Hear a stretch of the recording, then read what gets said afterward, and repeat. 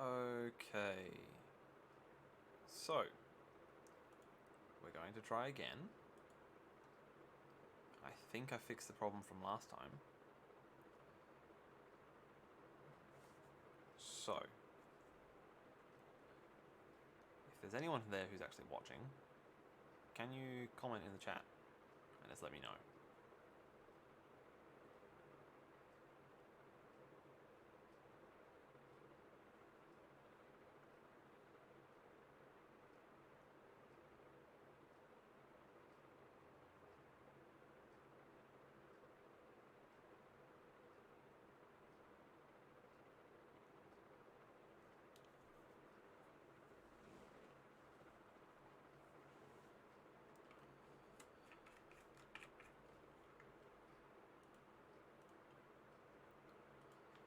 Alright. Hello. Can you all hear me? So it turns out I did all of that last stream with no sound, which was really awkward. I know I had someone message me in the chat saying that they couldn't hear much, but I just assumed that I was quiet. Turns out, no audio whatsoever. Thank you for letting me know that you can actually hear me. How exciting.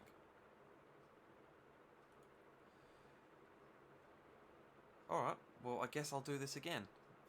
But this time I'll be a little bit quicker because I know what I'm doing. Because the last one I stumbled through quite a bit. Thank you, Lisa, my love, for making sure that my audio is actually audible. Yeah, I have had a day. For context, at work this morning, I was attempting to fix a frozen Coke machine and ended up wearing most of that frozen Coke over my entire body, which I then had to sit in all day, which was not entirely fun. So, yeah. It's also been a top of 42 degrees Celsius today in Perth, which is just gross.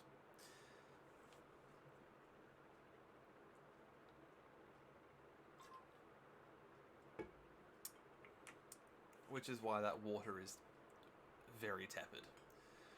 Okay. So, I'll start again, I guess, from the top. Welcome to the session 0 for my season 2 of my Warhammer Fantasy role-playing game campaign. This campaign has been running since April 2020, up until November last year. And we've been on break for the past couple of months. We play entirely online in Roll20, and it's a pretty damn fun system if you enjoy Warhammer Fantasy, if you enjoy the grim darkness of it all, and if you like something that's kind of like D&D but a bit more grounded and a bit more realistic, despite the fact that you have like elves and dwarves and ratmen and ogres and all that sort of fun stuff. It's more realistic than Dungeons and Dragons. You're not all heroes. You are just people. So, I'll run through our party. I'll then run through a bit of the setting. And I'll do a very brief synopsis of what the party has been up to leading up to this point.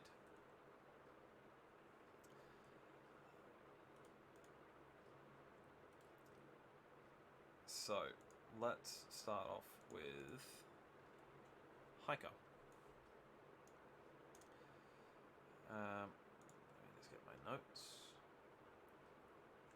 Hiker is a relatively young female wizard of the Grey College of Magic. For those versed in Warhammer, that means the Wind of Ulgu. For those who are not versed in Warhammer, it's shadow magic. Hiker has fairly androgynous features, with short ash blonde hair and piercing blue-grey eyes. She was born in the city of Ubersreich in the south, right in the heart of the empire. To a minor noble family, and had a fairly decent childhood up until her 9th birthday, when it was discovered that she could control and channel the winds of magic. Her family, who were staunch Sigmarites,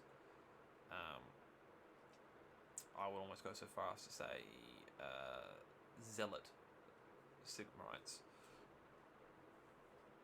weren't terribly best pleased by this, and sent her off to the colleges of magic in Altdorf, and had her name stricken from the family records. Whilst there was some initial childish rage and resentment towards her parents, the stricture and discipline and order of life at the colleges helped to sort of calm her mind and discipline her body and her mind, and forged her into a grey wizard.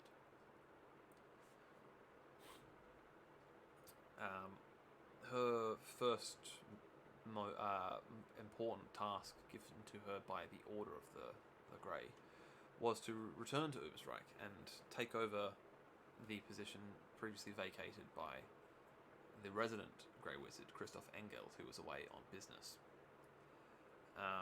Heike is a very serious character, and always a just character, I would say.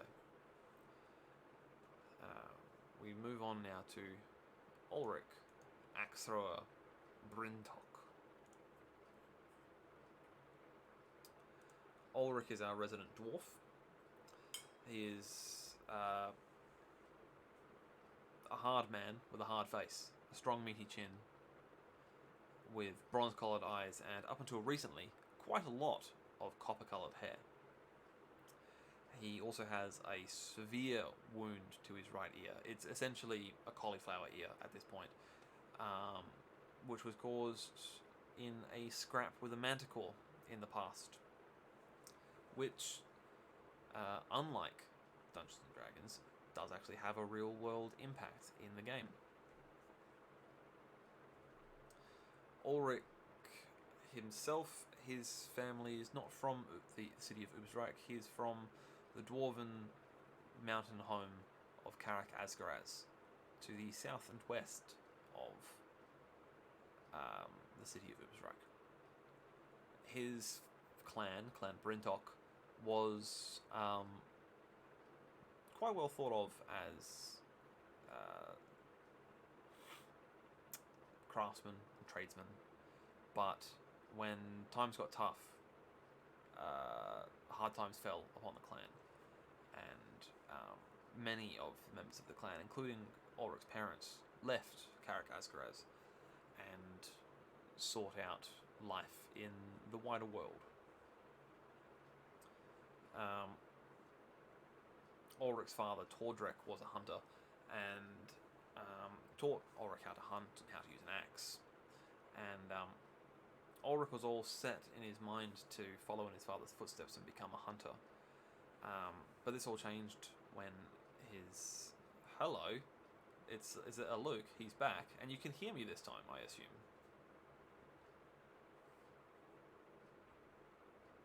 Yeah, so you weren't here before, but I apparently recorded that entire last stream with no audio for some reason, which was fun, so I'm doing it again.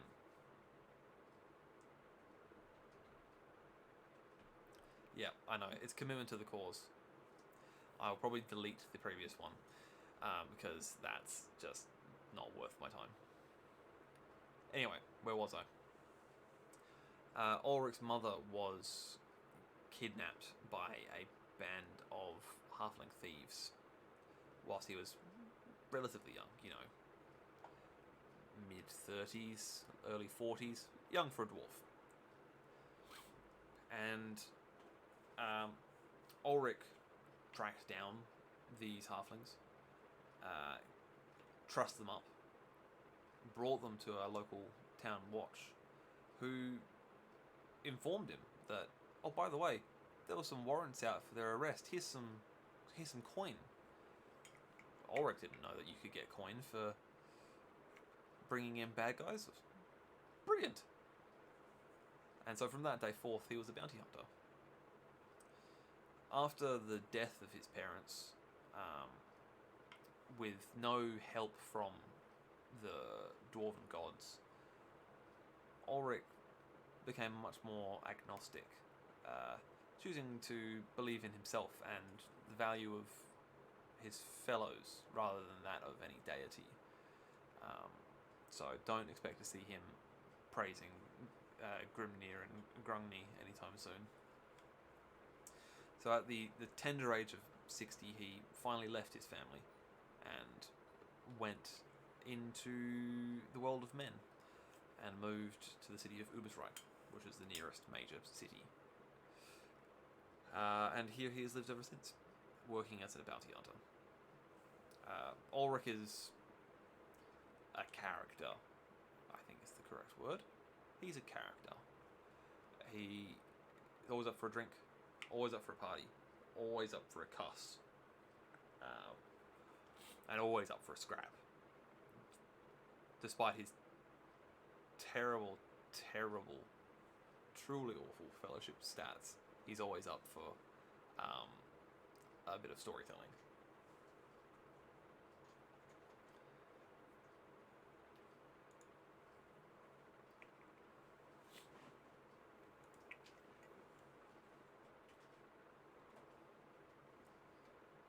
The next member of the party is Helmut Glucks, a rat catcher. He is Ubersreich born and bred. He's a somewhat grizzled man in his middle years, with a constant 5 o'clock shadow, and a mess of scars on his hands from rat and dog bites.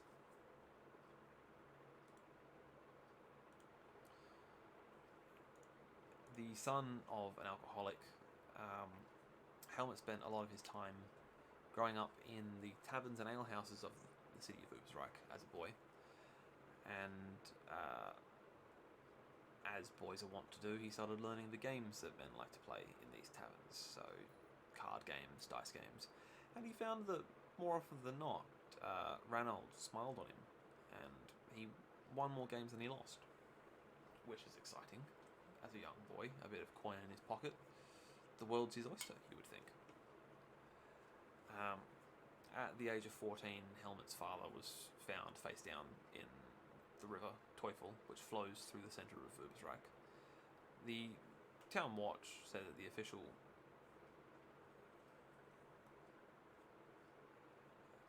oh, okay. Let's see if I can make that better. Hang on, if I do this, does that make things louder? Can you hear me better now? Cool. Alright, that is good. Right, where was I? Yes, so Helmut's father was found face down in the river. He was informed that he had drowned, but Helmut was certain that the knife wound in his father's back certainly didn't make swimming that much easier. But there wasn't much love lost between the two of them, so whilst it was very sad that his father was dead, he got by.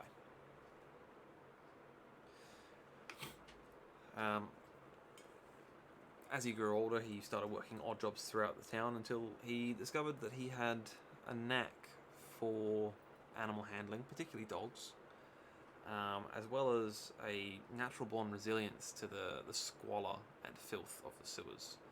And so, with these two facts in mind, it made perfect sense that he joined the Ratcatchers Guild in the city, one of the more important guilds of a city of its size.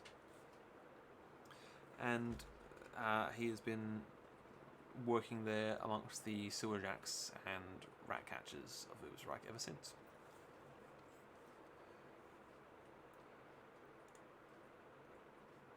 Our next member of the party is Johanna Goldennose Driscoll. Now, Johanna is a mysterious character. She's not revealed much of her backstory throughout the course of the campaign. Not much is known about her. She is deeply tanned.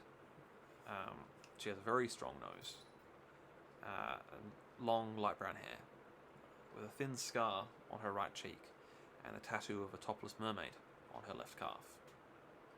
If you were to look closely at her right hand, you would find that she's missing her pinky and ring finger on her right hand, which is the legacy of a fight with a beastman in the past.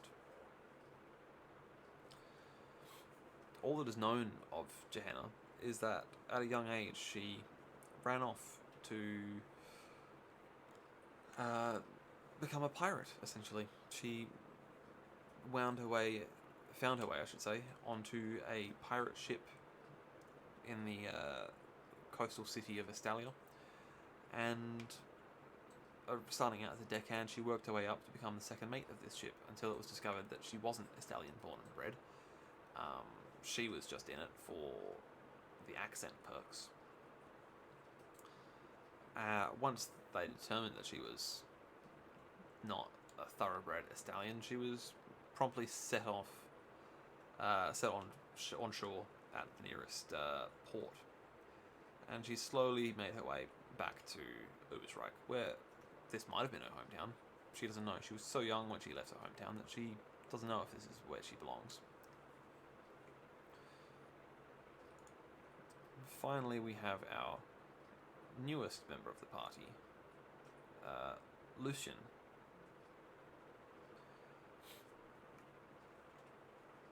Played by Luke, who is currently in the chat.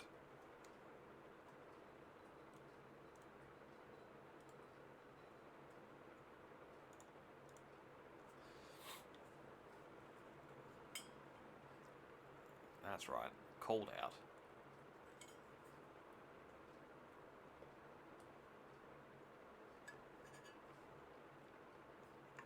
Oh, that water is very tepid.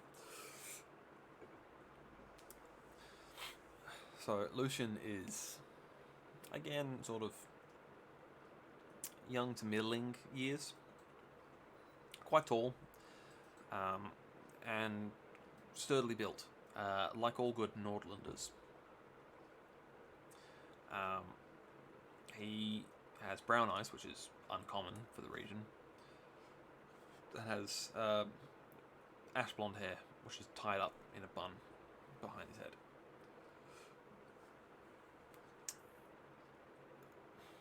Lucian hails from the town of Skaldberg, near the Forest of Shadows in Nordland. Like all good Nordlanders, he was brought up in the Ulrican faith, and from quite an early age it was obvious that he was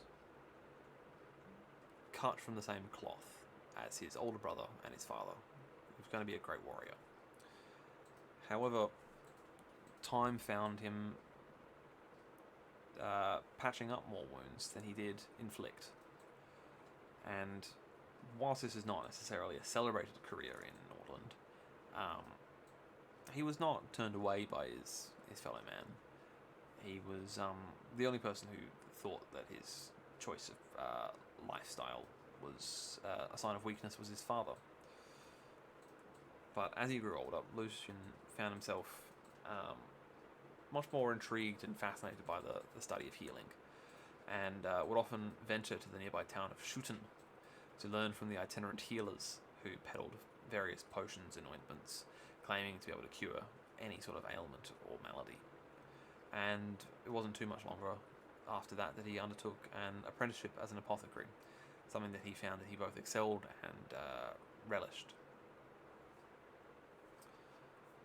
During the courses of his studies, he would notice men, huntsmen, woodsmen, and the like, coming back from the Forest of Shadows, lethargic and diminished in character, more so than just simple fatigue from a hard, honest day's work. And he thought nothing of it really until his older brother Valen was similarly afflicted with this wasting ailment. After which, the familial bond proved strong, and Lucian would regularly head out into the forests under the guise of collecting herbs and mushrooms and whatnot for his various potions and ointments, but in actuality trying to determine the cause of this ailment that was afflicting a large group of the population. However, there was no cure to be found, and those in the town afflicted with this disease would slowly die from it. And this was not seen as a good thing within the town, as those of Ulrican faith believe that the only way to die is with a sword in hand. And Lucian certainly doesn't hold to this. He believes that this disease is not natural in its nature, and as such, those who are afflicted by it are still fighting in Ulrich's name. It's just a different sort of fight. It doesn't involve iron and steel. Valen himself eventually wasted away, but finally, before his passing, he made a final sort of declaration to Lucian, saying that wolves don't whimper, brother. Find a way to bring strength back to our pack. And after burying his brother, Lucian packed up his few scant belongings and made his way south to the city of Middenheim in hope of finding answers in the city of the White Wolf. Which is where our party finds themselves, or will be finding themselves, I should say. Here, in the Grand Duchy of Middenheim, we find the city of Middenheim. Just here. That certainly is an emoji. What is it supposed to be?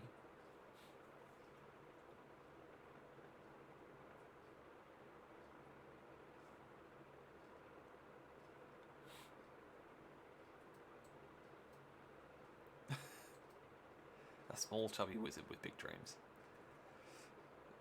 That could be any number of wizards, none of which are in our party.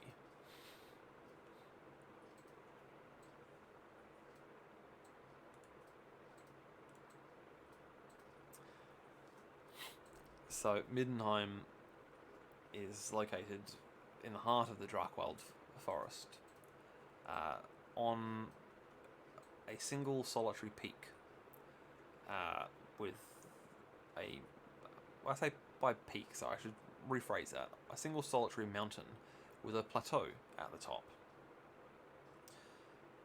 On the top of that plateau is where the city of Middenheim exists. It is a vast fortress city, one of the largest cities in the entire empire. It is essentially the its own city-state within the Duchy of Middenland. So the surrounding area, like down here and down here, are all part of the Grand Duchy of Middenland, but Middenheim itself is its own separate sort of city-state within that, and holds sort of nominal power over that. The Duke of Middenheim also holds the seat as the Elector Count of Middenland.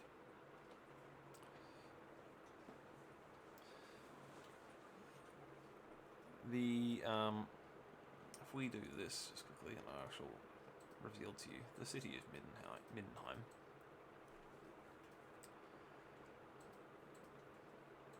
There we are. So the city of Middenheim, as I said, is situated on top of a plateau, on top of a single solitary mountain in the middle of the forest. There are only 4 entrances into this city, and the walls are high and, to this point, impregnable. I'm not going to break down every single district in the city, for there is a lot of them. I will just say that you find a great deal of variety in this city, much like you would in any city, but even more so than what our party will have experienced already. We have poor districts, wealthy districts, merchant districts, religious districts. Some districts are controlled almost exclusively by criminal gangs. Others are patrolled more regularly by the City Watch. There is a strong dwarven population within the city. There's also a small but not insignificant elven population within the city, and a decent contingent of halflings as well. The city also boasts 4 parks, something that their previous city they visited, Ubersreich, definitely did not have. And it is the home and seat of power of the cult of Ulrich, the god of war, which will make a stark difference to what our party is used to, coming from the bosom of Sigmar in Ubersreich. So, enough of that. Let's just duck back to here for the time being. Seeing as Luke's the only person that's watching, and I don't want him to get too many spoilers.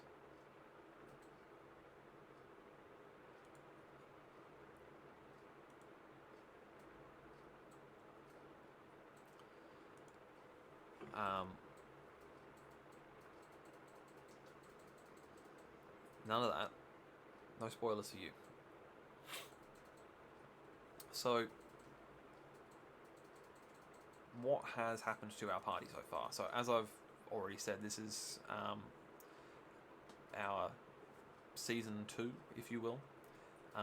It's the start of our second large arc for the party. Our original party comprised of some, but not all, of these party members down here. All met during various different works in and around the city of Ubersreich in the south of the Reichland. Just sort of a touch more north and west of Nuln, for those who are more versed in Warhammer Fantasy than others. They have had numerous encounters with various different beasties. Along the way, we have run into a basilisk, skaven, goblins, beastmen, cultists,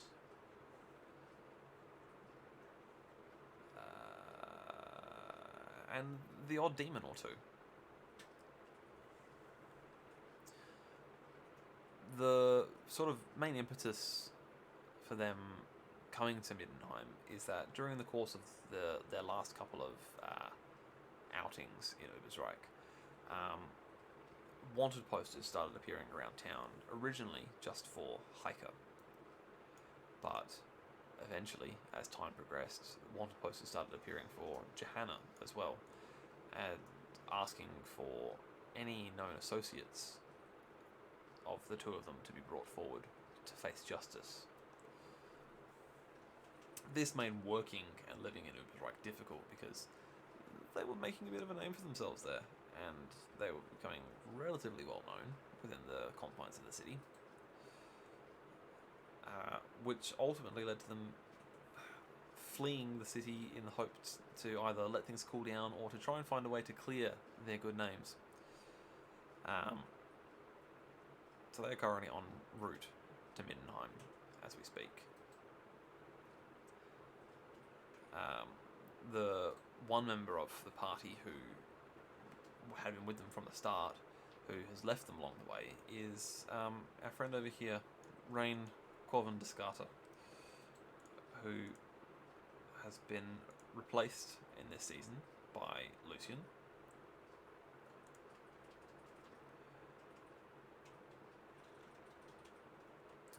Rain was our resident hunter and woodsman, I would say, but he hailed from a sort of northern duchy within the Grand Duchy of Ubersreich, and his whole hope and wish was to become renowned and be recognised by his lord. And as luck would have it, on their first night out from escaping Ubersreich, a hooded and cloaked figure approached the cart in which they were all travelling in, and called out, "Which one of you is Rain? I bring word from your hometown." And when Rain identified himself, the messenger continued, stating that there is trouble afoot within the Hebercribs, and our woodsmen and hunters strike out each day and very few return. Word has reached my lord of your exploits here in the city of Ubersreich, and you are summoned home to aid your lord, or our lord I should say, in his quest to rid our surrounds of evil for good. He wants you to lead a party of warriors out into the Hebercribs to investigate what is going on. And there is some more banter, some more words are spoken as to what promises the Graf has for him: glory, his mother will be taken out of poverty, his name, once that of a minor, very minor, or aristocratic family, will be written back into the ledgers. And eventually Rain realizes that this is something that he has to do. This is something that he's wanted his entire life. And so with a heavy heart he leaves his companions of several years behind, bidding them farewell, and promises to look out for them and hear of their exploits in the future.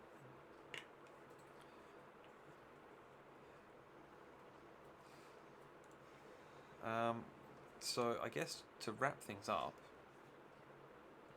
I've managed to make this shorter because I actually know what I'm doing this time. Hilarious.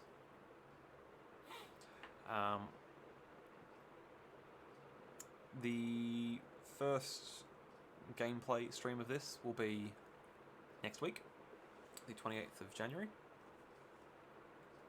Again at 7:30. This time I'll actually have the audio working properly from the get-go, so we won't have any technical issues, I hope.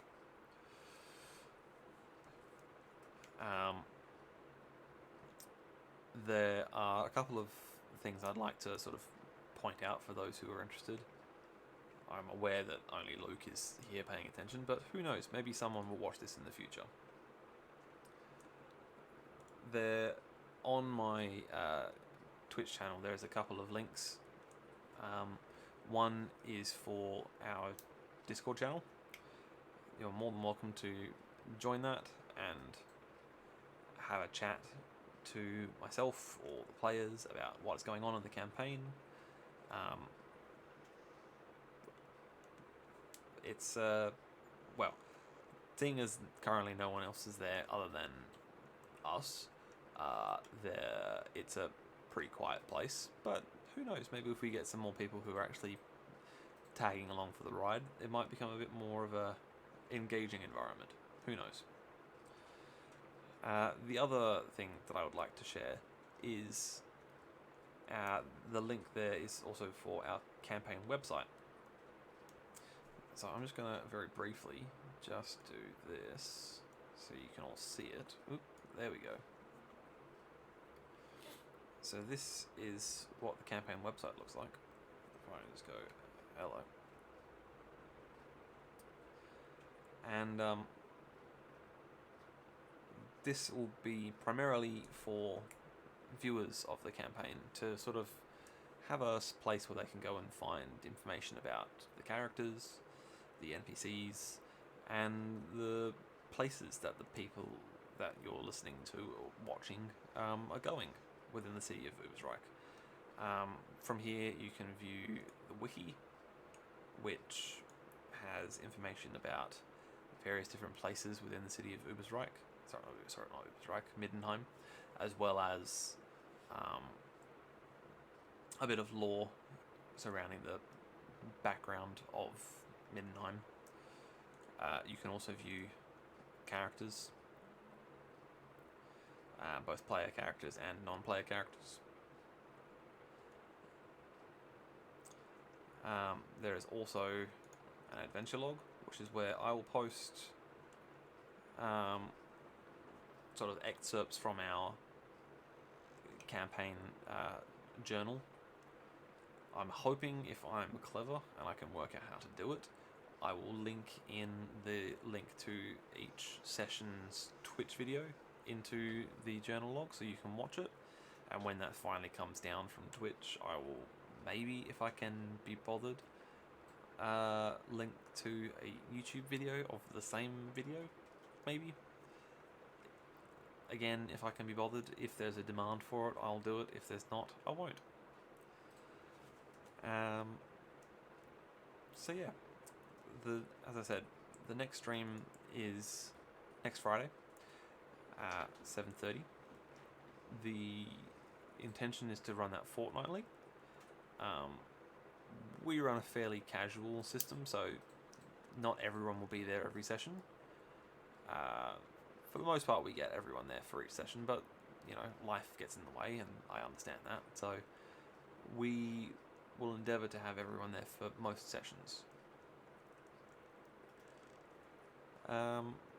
That is definitely an octopus. Is this supposed to represent the beast of Ortschlam, the first monster you killed? Because it wasn't an octopus.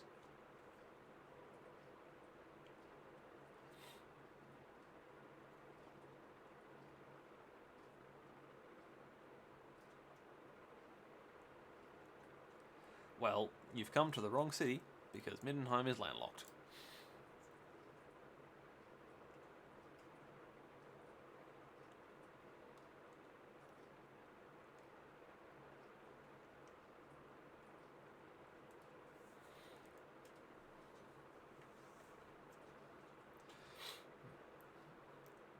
Anyway,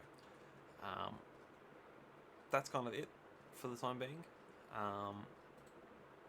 So I'll see you all in a week's time.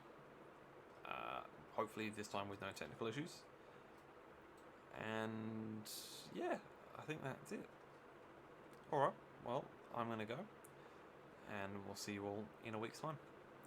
Bye.